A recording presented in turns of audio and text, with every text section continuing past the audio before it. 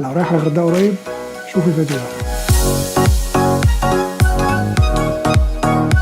قبل ما ابدا كلام في اي حاجه خليني اقول لك حاجه الاول. لو حد جه قال لك ان هو رايح الغردقه فهو ممكن يكون رايح حاجه من الخمسه دول، يا اما رايح مدينه الغردقه، يا اما رايح سهل حشيش، يا اما رايح مكادي، يا اما رايح سوما باي، يا اما رايح الجونه. باستثناء الغردقه الاربع حاجات اللي انا قلت عليهم دول تقدر تعتبرهم قرى، لكن قرى كبيره، لكن ما تعتبرش مدينه زي المدن اللي فيها الاسواق والشوارع والعربيات والحاجات دي. طيب ايه احلى مكان في الاماكن دي؟ الحقيقه مفيش مكان اسمه احلى مكان في الاماكن دي، ده بيكون على حسب انت ما بتحب. هل انت بتحب سياحه المدن، يعني تنزل بالليل تروح السوق تمشي في الشارع؟ هل انت بتحب تقعد في هدوء، تقعد على البحر، تقعد مفيش حد حواليك كتير في مكان بعيد عن الناس؟ طبعا انت لو بتحب الهدوء والاماكن دي روح كل الاماكن اللي انا قلتها باستثناء الغردقه. لكن لو بتحب ان انت لما تروح رحله تخرج بالليل، تقعد على كافيه، تروح مزارات، تعمل اي انشطه، فاكيد الغردقه هي هتكون المكان المناسب اكتر. انما في الحالتين الاماكن التانيه ما هياش بعيده قوي عن الغردقه، تقدر انت تروحها بعربيه لو معاك عربيه او لو في اي مواصلات، وكمان في اوبر في الغردقه ممكن يوديك او يجيبك من الاماكن دي. طب ايه بقى نوع السياحه اللي موجود في الغردقه او الاماكن دي؟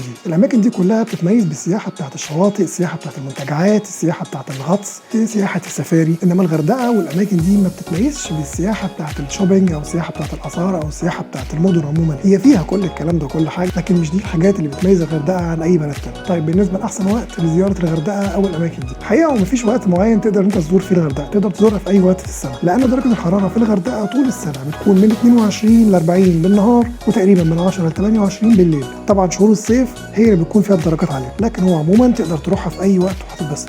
المواصلات في الغردقه، فالغردقه طبعا بلد سياحيه، فهتلاقي فيها كل انواع المواصلات اللي تقدر تجيبك من اي حته في مصر. اول حاجه الاتوبيسات، ممكن تيجي باتوبيس من اماكن كتير جدا في مصر، يعني مثلا في مواصلات مباشره من القاهره او اسكندريه في اتوبيسات زي جو باص وبلو باص، وكمان في وسط الدلتا والاتحاد العربي والسوبر جيت والحاجات دي كلها. لكن جو باص وبلو باص مش بس عندهم خطوط للغردقه، لكن ممكن يودوك كمان لغايه سهل حشيش او الجونه او مكادي او سوما باي.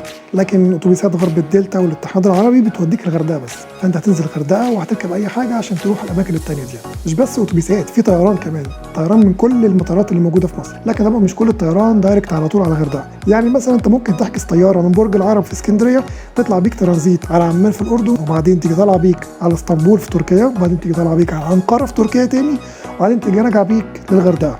يعني عشان تركب من اسكندريه للغردقه هتطلع فيزا لتركيا، فخلي بالك وانت بتحجز. وكمان انت ممكن تطلب من اي شركه سياحه في اي بلد في مصر انها توفر لك عربيه تطلع بيك على الغردقه على طول، والسعر بتاعها بيختلف على حسب المكان اللي انت جاي منه. مش بس كده، انت ممكن تطلع على الموقف كمان اللي عندك في بلدك وتتكلم مع اي سواق ميكروباص هناك، تتفق معاه ان هو يقابلك ويوديك، وتتفق معاه على السعر اللي انت عايزه. في ناس كتير بتعمل كده. في كمان حاجه جديده اتعملت قريب، انت ممكن تاخد عباره من شرم الشيخ توديك الغردقه. السكه دي هتاخدها لو انت خدتها بري هتاخدها في 8 ساعات مثلا، العباره هتوصلك في ساعتين بس سعرها بيكون تقريبا ضعف سعر الاتوبيس. يعني سكه ذهاب بس مثلا هتكلفك 700 جنيه، لكن لو حجزت رايح جاي بتبقى ب 1100 جنيه او 1200 جنيه. بس الميزه انها بتوفر لك وقت كتير، وكمان لو معاك عربيه تقدر تاخدها معاك على العباره وانت رايح. ده كان بالنسبه للمواصلات للغردقه. المواصلات بقى جوه الغردقه، اول حاجه الغردقه فيها تاكسيات، ممكن تاخد تاكسي زي ما بتاخد تاكسي في اي مكان في مصر. وكمان انت لو نازل في منتجع هناك ففي منتجعات كتير بيكون واخده تاكسيات تحسبها، ده بيكون بناء على تعاقد هم بيعملوه مع الحكومه، بحيث يكون في عدد من التاكسيات موجود بره الفندق لخدمه النزلاء بتوع الفندق، والتاكسيات دي بيكون لونها اسود في برتقال، فكل تاكسي من دول بيكون ورا ظهره رقم للشكاوي تقدر انت تستخدمه لو التاكسي ده ضايقك في حاجه. تاني حاجه في الميكروباصات ليها خطوط هناك، تقدر تشاور لاي ميكروباص، اجره بتاعته بتبقى جنيه او 2 جنيه على حسب المكان اللي انت رايحه. الغردقه كمان فيها اوبر، فده ممكن يسهل لك حاجات كتير. غير كل ده بقى انت ممكن تكلم اي شركه من شركات تأجير عربيات او شركه من شركات السياحه عادي، او حتى الفندق اللي انت نازل فيه يجيب لك عربيه. اقل سعر العربيه ممكن تأجرها في الغردقه بيكون 450 جنيه تقريبا في اليوم من غير بنزين. طيب بالنسبه بقى للحاجات اللي ممكن تعملها والاماكن اللي ممكن تروحها، اول حاجه هي مارينا او المارينا الجديده. المارينا دي هو ممشى سياحي في وسط البلد، في وسط مدينه الغردقه، في تقريبا هناك كل حاجه انت ممكن تعملها. هي اشهر مكان هناك. الممشى ده بيكون من ناحيه البحر، ومن الناحيه الثانيه في كافيهات ومطاعم كتير، وفي هناك كمان فنادق كتير وديسكوهات واماكن سهر كتير ممكن تقعد فيها، واماكن كتير للشوبينج. ده غير ان انت ممكن بالليل تلاقي فيها اماكن كتير بتعمل عروض لايف، وطبعا هي مارينا فبتلاقي هناك مرسى كبير لليخوت. والمارينا دي كمان هي المكان اللي بيطلع منه كل الرحلات البحريه اللي رايحه لاي جزيره تانيه اللي هتكلم عليها كمان شويه.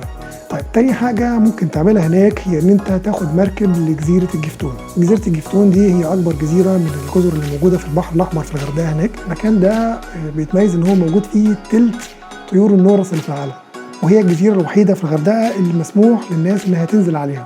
مش بس تنزل تعمل سنوركلينج، لا ممكن تنزل على الجزيره كمان. الرحله دي الغرض الاساسي بتاعها ان انت تروح تعمل سنوركلينج في الاماكن اللي موجوده حوالين الجزيره.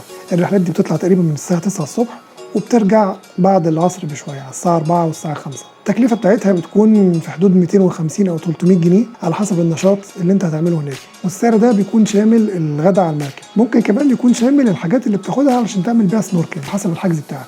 الجزيره بيكون فيها كذا شط، منهم في شط مجاني بتدخل فيه ما فيهوش بقى لا كراسي ولا شماسي ولا اي حاجه خالص، مجرد شط وانت تعيش مع نفسك فيه. في شواطئ تانية زي شط اسمه بارادايس وشط اسمه اورنج، دي بتكون بفلوس ودي بيكون فيها كراسي وشماسي وخدمات وكل حاجه. وفي كمان شط هناك اسمه شط محميه، ده بيبقى يعني اعلى شط من الشواطئ اللي هناك، ده تقريبا كل الناس المشاهير اللي بتشوفوا صورهم في الغردقه بيكونوا موجودين فيه.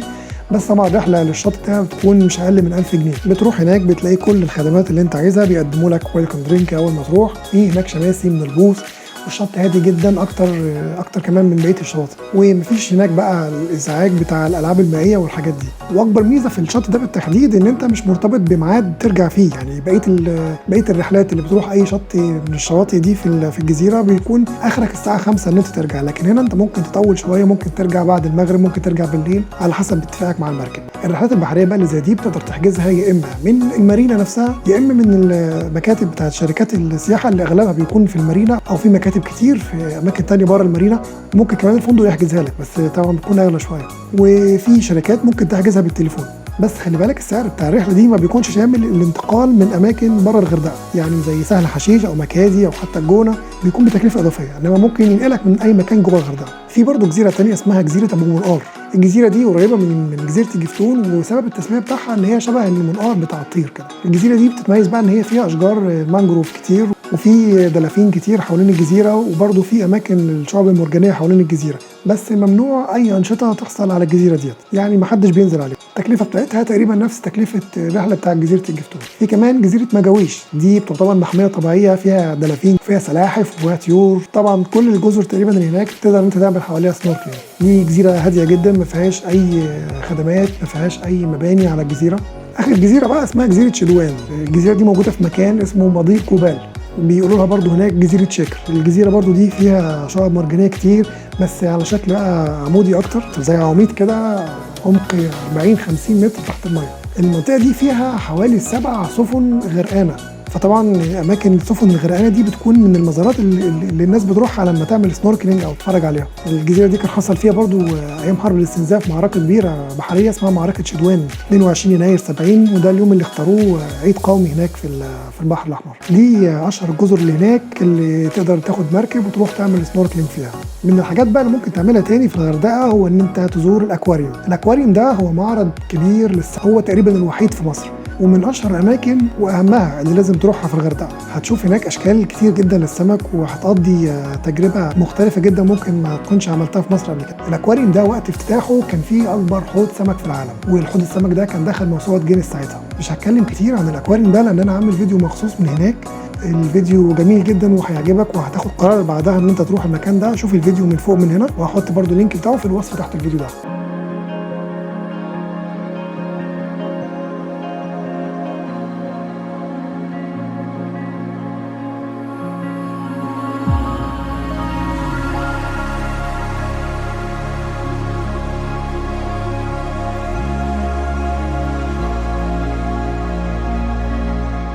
في كمان هناك حاجة اسمها متحف الرملة. متحف الرملة ده هو مكان اوبن اير كده، فيه تماثيل كتير ومنحوتات كتيرة بس معمولة من الرملة، في طريقة معينة كده بيعملوا بيها الرملة ويضغطوها، فعاملين اشكال كتير هناك حلوة جدا.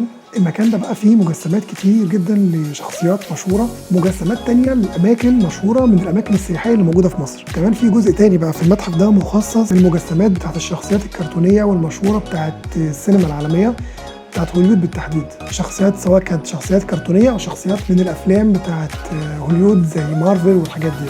المكان ده انا عامل برضو فيه فيديو وشوفوه هيعجبكم جدا، هتلاقوه طالع فوق هنا، وهسيبه برضو في الوصف تحت الفيديو. هناك ده مجسم بتاع معبد ابو سمبل، تمثال ازيس، وده ابو الهول من ورا. هنشوف بقيه التماثيل. ده مجسم بتاع ابو الهول. ده مين ده بقى؟ ده تمثال بتاع زيوس. ده بقى مين؟ ده شكله حاجة هندي كده، سبونج بوب بقى مقيل شوية. على زمان يا كبير. مش بتوع سندريلا دول؟ اوكي. ميني ايجيبت ده مكان يعني يعتبر قريب قوي يعني من متحف الرمله، لكن مش برمله بقى، معمول الحاجات المشهوره في مصر، التماثيل المشهوره في مصر والاماكن السياحيه المصريه معموله هناك بس بشكل صغير، شكل مجسمات مصغره من كل الاماكن المشهوره ديت. المكان ده ليه خط سياره بتمشي فيه، في ميه في وسط المكان ده بتقدر تاخد فيها جوله بحريه بيخت او كده، تتفرج هناك على المجسمات بقى زي الاهرامات والقلعه ومكتبه اسكندريه والحاجات المشهوره بتاعتنا ديت. متحف الغردقه ده مكان لسه مفتوح بقى جديد. المتحف ده فيه 2000 قطعه اثريه من الحضاره المصريه على مدار تاريخها، مش بس الحضاره الفرعونيه. هتلاقي هناك توابيت ومومياوات وحاجات تماثيل للفراعنه، وكمان هتلاقي حاجات من العائله المالكه زي مجوهرات وحاجات ذهبيه وكده. في كمان قطع اثريه للعصور الاسلاميه والمسيحيه القبطيه في مصر واليونانيه والرومانيه، ففي تشكيله كبيره بتمثل التاريخ المصري كله. القطعه الفريده في المتحف ده بقى هو تمثال لميرت امون بنت الملك رمسيس ونفرتاري، وده يعتبر اهم قطعه من القطع الموجوده هنا. المتحف كمان فيه تمثال للاله بس.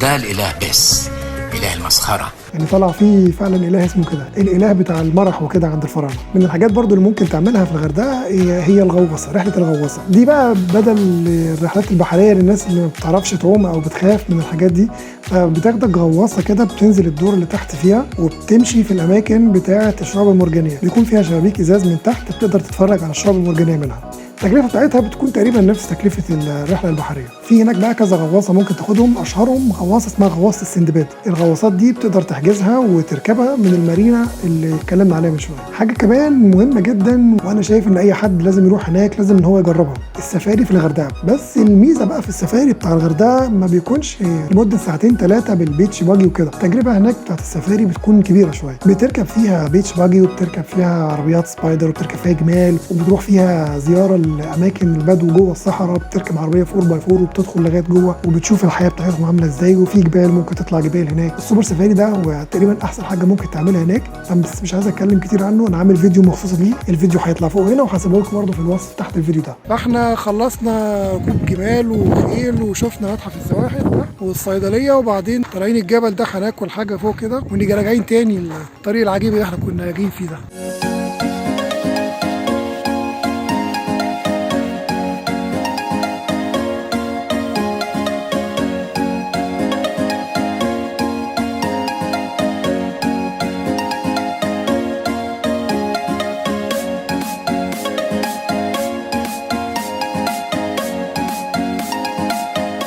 في رحله من الرحلات برضو اللي بتعمل هناك بيبقى اسمها ليله فلكيه. الرحله دي بياخدك برضو بعربيه من الفندق بتاعك، يدخلك مكان جوه الصحراء بعيد عن الدوشه، بعيد عن الاضواء وكده، بتقدر ان انت تشوف النجوم في المكان ده، بتقضي الليل كله هناك. الرحله دي بتكون شامله وجبات البدويه المشهوره هناك. بيكون في برضو في خلال الرحله دي عروض فنيه وموسيقى بدويه وكده، بتقضي الليله بقى كلها هناك في خيمه وبيرجعك تاني الفندق بتاعك. في كمان رحله من الرحلات المشهوره بس بتكون في الجونه بالتحديد، اسمها رحله الدولفين هاوس. بتركب مركب برضو من المارينا هناك، بتروح بيك مكان من الاماكن اللي فيها الدلافين وكده، بتنزل تعمل سنوركلينج، تتفرج على الدلافين، تلعب معاهم. والرحله دي برضو ممكن تحجزها من سهل حشيش. في بقى حاجه في الجونه اسمها جوله بالفلوكه. الجونه اللي يعرفها هي مش بلد كلها ارض يابس، يعني الجونه اللي يعرفها ما هياش بلد كلها يابس، يعني في ممرات مائيه كبيره في المكان كله، يعني عامله زي فينيسيا في ايطاليا كده شويه. فممكن هناك تأجر مركب صغيره كده تلف بيك البحيرات دي كلها، هتكلفك حوالي 500 جنيه تقريبا. من الاماكن برضو المهمه هناك هو الممشى بتاع سهل حشيش. اول ما توصل سهل حشيش بتوصل لمكان اسمه الارايفل بلازا، او اللي بيسموه هناك البيازا. ده ممر طويل انت بتمشي فيه لغايه ما توصل للبحر. بتلاقي على يمينك وعلى شمالك بقى تماثيل وعواميد فرعونيه وكده. في نهايه الممر ده هتلاقي على شمالك بدايه الممشى. هو مش ممشى طويل، هو تقريبا 500 متر. بيكون البحر على يمينك بس ما فيش بقى كافيهات ولا اي حاجه. المكان هادي وشكله حلو، في اماكن تقعد عليها، في جناين واشجار، وكمان ممكن تعمل هناك شويه العاب مائيه زي الويند سيرفنج وكده. في برضه هناك ممكن تأجر عربيه من عربيات الجولف دي تاخد بيها لفه في المكان كله. الالعاب المائيه بقى موجوده في كل مكان في الاماكن دي كلها، زي الكايت سيرفنج والويند سيرفنج والباراسيلينج والباراشوت والبنانا بوت والحاجات دي كلها، دي موجوده في كل حته تقريبا. بتحجزهم من المارينا في الغردقه او حتى من الفندق ممكن تحجزها لك. خليني اقول لكم بقى الاماكن اللي ممكن تروحها في الغردقه نفسها، الاماكن الشعبيه اللي في الغردقه، الاماكن اللي فيها السهرات في الغردقه، اللي فيها ناس، اللي فيها حركه. اشهر مكان هناك اسمه منطقه السقاله، ده واحد من اشهر الاحياء اللي موجوده في الغردقه، ده هو قلب الغردقه تقريبا، وسط البلد هناك. المكان ده هتلاقي فيه كل حاجه انت عايزها، هتلاقي فيه كافيهات، هتلاقي فيه فنادق، هتلاقي فيه سهرات، مطاعم. واحد من احلى الاماكن واشهر الاماكن في الغردقه. بيكون بقى هناك اوقات كتير بتلاقي فيه عروض وفعاليات كتير بتحصل بالليل في اماكن كتير من الاماكن الموجوده هناك. موجود برضو في السقاله اماكن كتير للشوبينج، في اماكن شعبيه وفي اماكن راقيه جدا. في منطقه في السقاله اسمها الهضبه، دي منطقه عاليه شويه، بيكون فيها برضو كافيهات بتبص على البحر. شارع شيراتون هو اشهر شارع في منطقه السقاله، هو شارع طويل، هتلاقي برضو فيه كل الخدمات اللي بتدور عليها. شارع شيراتون ده هو تقريبا اكبر شارع هناك. بيتفرع منه شارع مشهور تاني برضو اسمه شيري، وده يعتبر اصحى مكان في الغردقه كله، وخصوصا بالليل يعني. حي تاني برضو اسمه حي الدهار، ده يعتبر المكان الاساسي بتاع السكن في الغردقه هناك. فهتلاقي هناك بقى كميه كبيره جدا من الاسواق الشعبيه والحاجات الخدمات والمطاعم، وفي اسواق شعبيه كتير. الحي ده فيه جامع اسمه الجامع الكبير، ده اكبر جامع في الغردقه هناك، واللي بيعتبر برضو مكان سياحي ممكن تزوره وانت هناك. الحي ده فيه الممشى السياحي، وفيه اماكن كتير للهدايا والبازارات. في هناك منطقه اسمها السوق القديم، هتلاقي هناك محلات كتير، هتلاقي هناك الاماكن اللي بتبيع الاكلات الشعبيه والمطاعم والحاجات دي. في هناك كمان مجموعه كبيره من البازارات اللي تقدر تشتري منها هدايا تذكاريه وانت هناك. طيب انت وانت في الغردقه هناك، المنتجع بتاعك اصلا ممكن يكون فيه اكوا بارك، لكن ممكن ما يعجبكش. بس لو المنتجع اللي انت فيه ما فيهوش اكوا بارك او الاكوا بارك مش عاجبك، فانت ممكن تطلع بره. الاماكن كتيره فيها اكوا بارك، مش بس في الغردقه انما على الخط بقى ده كله بتاعنا، زي سي وورلد هرجاده، زي فايف سبرينجز اكوا بارك، مكادي ووتر وورلد في مكادي، سندباد اكوا بارك، جنجل اكوا بارك، وده يعتبر احسن واحد فيهم، بس برضه بيبقى اغلى واحد فيهم. الاسواق، اكبر مول هناك هو مول اسمه سينزو ده بعيد عن وسط البلد شويه، ما هوش يعني قريب من وسط البلد قوي، بس ده يعتبر اشهر واكبر مول في الغردقه.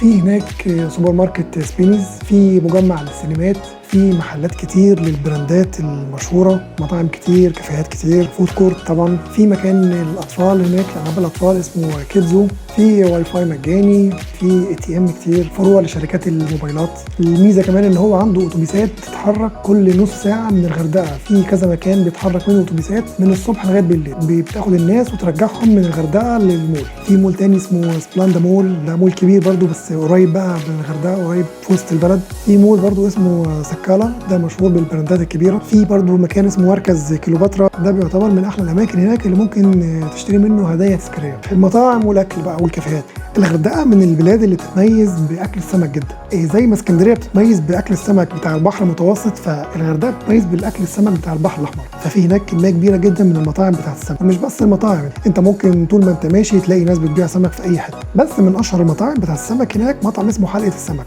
المطعم ده موجود في وسط البلد، قريب من المارينا عند الجامعه كده. ده يعتبر احسن مكان بيعمل سمك في الغردقه. بس خلي بالك في كذا مطعم هناك اسمه حلقه السمك، يعني مثلا ممكن هتلاقي مطعم اسمه مطعم الحلقه، مطعم تاني اسمه حلقه السمك، مطعم اسمه حلقه الاسماك. الناس بقى اللي بتحب الاكل العادي بتاعنا، الفول والطعميه والحاجات دي، هناك في مطعم جاد فاتح فرعين، فرع عند ميدان اسمه ميدان العروسه، وفرع تاني عند الممشى، وهو طبعا من المطاعم المشهوره والرخيصه كمان هناك. في برضه مطعم مشهور جدا من المطاعم الشعبيه هناك اسمه مطعم الفخراني، ده بيعمل بقى اطباق الحلويات الشعبيه اللي هي زي ام علي والحاجات دي. من المطاعم المشهوره هناك برضه مطعم اسمه الحاجه، هو اسمه اصلا البيت بيتك لكن هو مشهور باسم الحاجه. ده تقريبا اشهر مطعم للمشويات في الغردقه، موجود في شارع اسمه سيجال. ده بيكون شغال لكل حاجه تقريبا لغايه الساعه 7، بس بعد الساعه 7 في اطباق ممكن ما تلاقيش موجوده. من المطاعم المشهوره برضو هناك مطعم نيوبيان، ده من المطاعم المشهوره بالاكل المصري الشعبي العادي. في كمان مطعم اسمه ابو خديجه، ده يعتبر اشهر واحد بتاع كباب هناك، ويعتبر احلى واحد بتاع كباب، بس هو بيبقى غالي شويه عن بقيه المطاعم.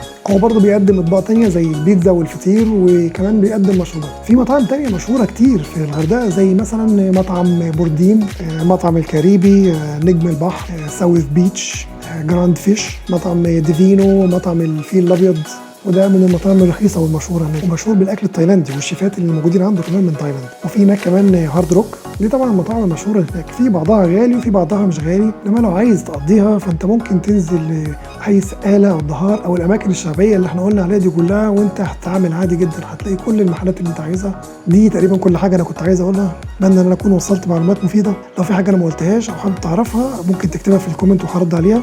يا ريت تعملوا لايك للفيديو ده وتشتركوا في القناه، وما تنسوش تشوفوا الفيديوهات اللي في الوصف تحت الفيديو.